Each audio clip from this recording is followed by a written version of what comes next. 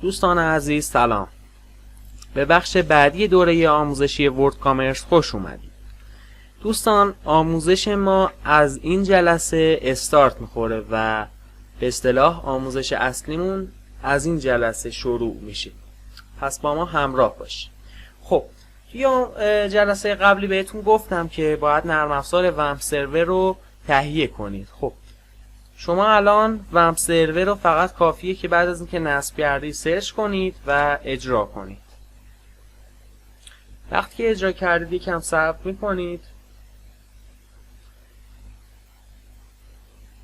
و وقتی که ثبت کردید به صورت خودکار میاد داخل تسکبر و به این صورت و آیکونش باید سبز رنگ بشه و اینجا بنویسه لوکال سرور آل سرویس رانینگ. وقتی که این پیغام رو به شما نمایش داد یعنی اینکه تمام عملیات با موفقیت انجام شده و الان هاست مجازی شما ایجاد شده و یا به اصطلاح لوکال هاست شما ایجاد شده. خب شما وارد مای کامپیوتر یا هم فایل اکسپلورر خودتون بشید. توی درایو سی یه پوشه به نام ومپ 64 ایجاد میشه. وارد این پوشه میشید و وارد پوشه www میشید. ببینید دوستان تموم فایلای سایت ما اینجا قرار میگیره. یعنی شما اگه خواستید سایتتون رو فایلاشو آپلود کنید تمومش توی این پوشه قرار میگیره. پس یه بار دیگه بهتون میگم. وارد درایو سی تون میشید، وارد پوشه ومپ 64 میشید و وارد پوشه www. خب من الان اینجا یه پوشه ایجاد میکنم به نام پیکومدیا، به اصطلاح حالا پیکومدیا رو میزنم.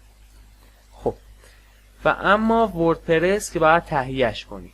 وردپرس هم ببینید دوستان همونطور که گفتم نرم افزار و یا اپلیکیشن نیست و یه چند تا تعدادی فایله و شما باید اونا رو دانلود کنید. اینجا سرچ میکنید دانلود وردپرس.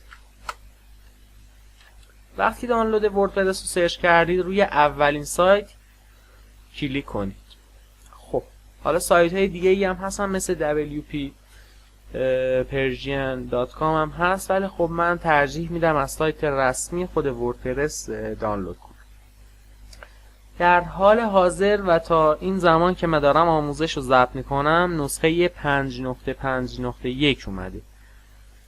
خب فایل رو دانلود میکنیم و دانلود میشه. این هست.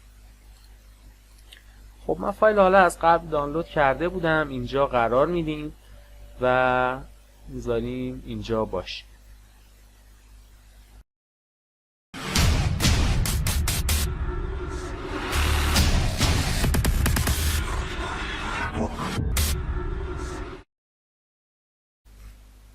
خب وارد پوشه وردپرس میشم و این فایل وردپرسی که من الان دانلودش کردم اونو کپی میکنم و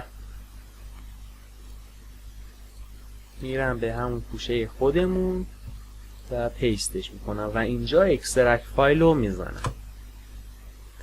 کم صبر میکنیم تا اکسترکت بشه. به اینم دیگه نیازی ندارم. خب فایلای اینم انتقالش میدم به اینجا و دیگه هم به این پوشه نیازی ندارم. این از شما فایلای وردپرستون رو اینجا انتقال دادید و این الان 1% از سایت شما را به اصطلاح کامل کرده. انگار شما دارید سایتتون رو تقریبا 1% انگار کامل کردید برای طراحی. خب این از این و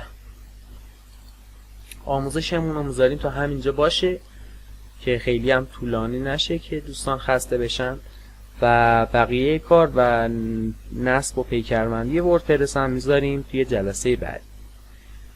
پس تا جلسه بعدی شما رو به خدای بزرگ میسپارم. خدا نگهدار.